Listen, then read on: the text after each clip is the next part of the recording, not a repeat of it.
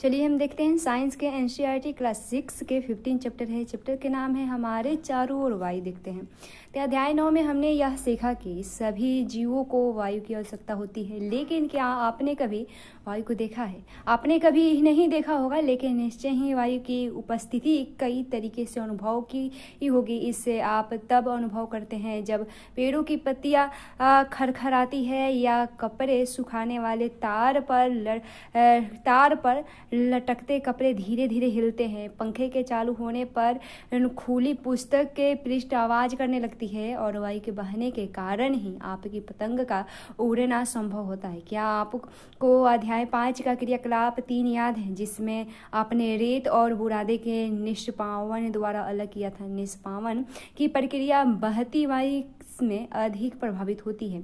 आपने ध्यान दिया होगा कि तूफानों के समय वायु बहुत तेज गति से चलती है। कभी कभी तो यह पेड़ों को भी उखाड़ देती है तथा छतों के ऊपर हिस्से को भी उड़ा ले जाती है। क्या आपने कभी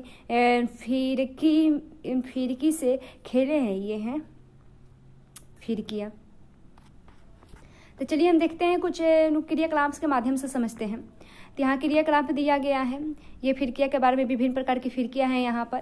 तो फिरकी की डंडी को पकड़िए और उसे एक खुले क्षेत्र में भिन्न भिन्न दिशाओं में रखिए। इसे थोड़ा आगे पीछे कीजिए, देखिए क्या होता है।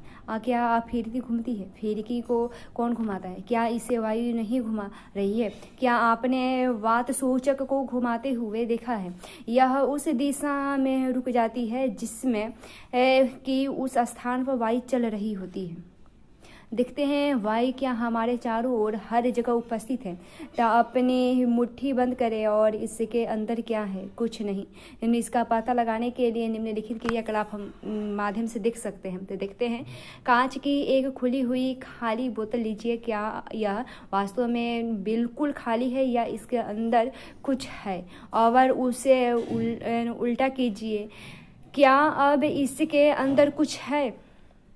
ऐसे यह बोतल के खुले मुख को पानी में भरी हुई बाल्टी ही में, जो ये चित्र में दिया गया है उसके अनुसार डुबाइए और बोतल को ध्यान से देखिए। क्या अपनी बोतल के अंदर प्रवेश करता है? क्या पानी के अंदर बोतल प्रवेश करता है? अब बोतल को थोड़ा सा तिरछा कीजिए। क्या अब पानी बोतल में प्रवेश करता है? क्या आप बोतल में से कुछ बुलबुले बाहर आते दिख पाते हैं या बुदबुदाहट सुनाई दे रही है? क्या अब आप अनुमान लगा सकते हैं कि बोतल के अंदर क्या था? हाँ, यह सही है कि यह वायु है जो कि बोतल में उपस्थित है। बोतल पूरी तरह से किसी भी प्रकार खाली नहीं थी। वास्तव में इसे उलटने पर भी यह पूरी तरह वायु से भरी हुई थी। इसीलिए आप देखते हैं कि जब बोतल उल्टी स्थिति में होती थी या पानी बोतल में प्रवेश नहीं करता, क्योंकि वायु के निकलने के लिए कोई जगह नहीं होता। इससे जब बोतल को तिरछा करते हैं तो वायु बुलबुलों के रूप में बाहर आती है और वायु से निकलने से खाली हुए भाग में पानी भर जाता है। यह क्रियाकलाप दर्शाता है कि वायु स्थान घेरती है। यह बोतल के पूरे स्थान में भर जाती है। यह हमारे चारों ओर उपस्थित है। वायु का कोई रंग नहीं होता, हम इसके आर पार देख सकते हैं। यह पारदर्शी होता है। हमारी पृथ्वी की एक परत से घिरा हुई, हमारी पृथ्वी वायु की एक परत से घिरा हुआ है और इस परत के विस्तार पृथ्वी की सतह से कई किलोमीटर ऊपर तक है तथा इसे हम वायुमंडल कहते हैं। जैसे जैसे हम वायुमंडल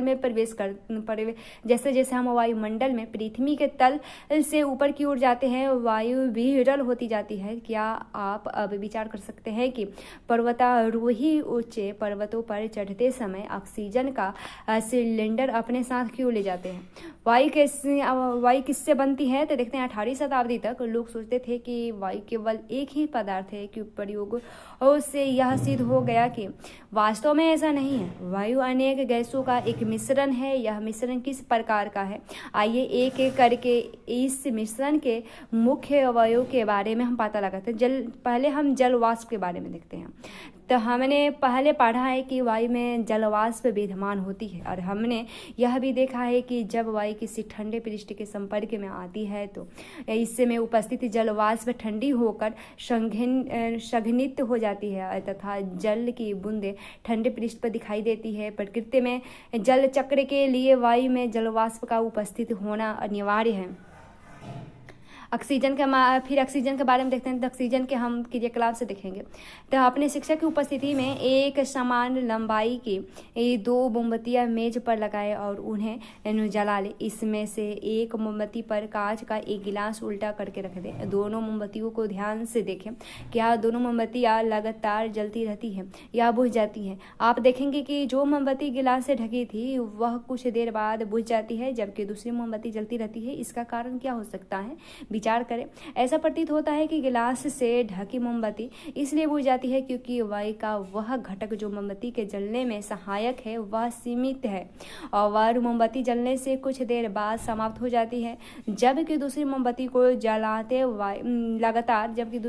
को लगातार वायु मिलती रहती है और वायु का वह घटक जो जलने में सहायक है वह ऑक्सीजन कहलाता है। नाइट्रोजन देखते हैं। तो मोमबत्ती के बुझने के बाद भी क्या आपने यह देखा है कि वायु का एक बड़ा भाग अब भी गिलास में शेष रह जाता है और यह सूचित करता है कि वायु के कुछ अवयव जलने से सहायक नहीं होती। वायु का एक बड़ा भाग जो मोमबत्ती के जलने में उपयोग नहीं हुआ वो नाइट्रोजन कहलाते हैं। उसके बाद कार्बन डाइऑक्साइड देखते हैं। तो एक बंद कमरे में जब कोई पदार्थ जल रहा होता है तो शायद अपने घूटन महसूस किया होगा, और यह घूटन कमरे में कार्बन डाइऑक्साइड की अधिक मात्रा एकत्र होने के कारण हुई, और जो कि लगातार किसी वस्तु के जलने के कारण बनती है। हमारे चारों ओर की वायु का एक छोटा अवयव कार्बन डाइऑक्साइड होता है। यह सलाह दी जाती है कि फसलों के अवशेष और सूखी पत्तियों को नहीं जलाना चाहिए क्योंकि इससे वायु प्रदूषित होती है।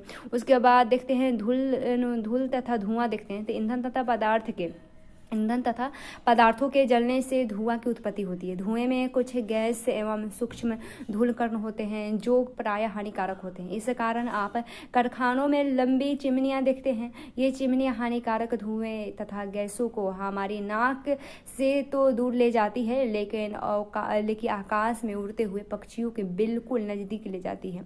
वायु में धूल के कण सदैव उपस्थित रहते हैं। क्रियाकलाप देखते हैं। तो अपने विद्यालय या घर में धूप वाला एक कमरा खोजिए। सारे दरवाजे तथा खिड़कियां बंद कर दे तथा पर्दे आदि डालकर कमरे में पूरा अंधेरा कर दीजिए। जिस दिशा में से सूर्य का प्रकाश आ रहा है उस ओर के दरवाजे या खिड़की को बिल्कुल थोड़ा सा खोले और इससे सूर्य का प्रकाश एक पतली सी झिर्री के द्वारा कमरे के अंदर आ सके, और अंदर आती हुई सूर्य की किरणें को सावधानी पूर्वक देखिए। क्या आप यह देख सकते हैं कि सूर्य की किरणें में कुछ छोटी छोटी चमकीले कण तेजी से घूम रही है? ये कण है? अत्यधिक सर्दियों में अपने पेड़ की पत्तियों से छन कर आते हुए सूर्य के किरण पुंज को देखा होगा जिसमें धूल कण नृत्य करते प्रतीत होते हैं। यह दर्शाता है कि वायु में धूल के कण भी उपस्थित होते हैं। वायु में धूल के कण समय तथा स्थान के साथ बदलते रहते हैं। जब हम नाक से सांस लेते हैं हम वायु अंदर लेते हैं। धूल के कणों को श्वसन तंत्र में जाने से रोकने के लिए हमारी नाक में छोटी छोटी बाल तथा श्लेष्मा उपस्थित होते हैं। क्या आप उस पल को याद कर सकते हैं जब आपके अभिभावक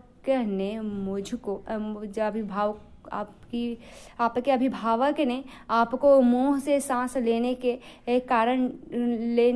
कारण डांटा हो? क्या आप मुंह से सांस लेंगे तो हानिकारक धूल के कारण आपके शरीर में प्रवेश कर जाएगा और ऊपर से इससे अगर आप मुंह से सांस लेंगे तो हानिकारक धूल के कण आपके शरीर में प्रवेश कर जाएगा। इससे हम यह निष्कर्ष निकालते हैं कि वायु में कुछ गैस, जल, वाष्प तथा धूल के कण विद्यमान होते हैं। वायु में मुख्यतः नाइट्रोजन, ऑक्सीजन, थोड़ा मात्रा में कार्बन डाइऑक्साइड तथा इससे भी कम मात्रा में अन्य गैसों का मिश्रण होता है। तथापि वायु की संरचना में स्थानीय भिन्नता हो सकती है। हम देखते हैं कि वायु में नाइट्रोजन तथा ऑक्सीजन की मात्रा अधिक होती है। वास्तव में ये दोनों गैस मिलाकर वायु का 99% भाग बनाती है और शेष 1% में कार्बन डाइऑक्साइड, कुछ अन्य गैस का जलवाष्प होती है। देखते हैं फिर पानी तथा मिट्टी में रहने वाले जीवों और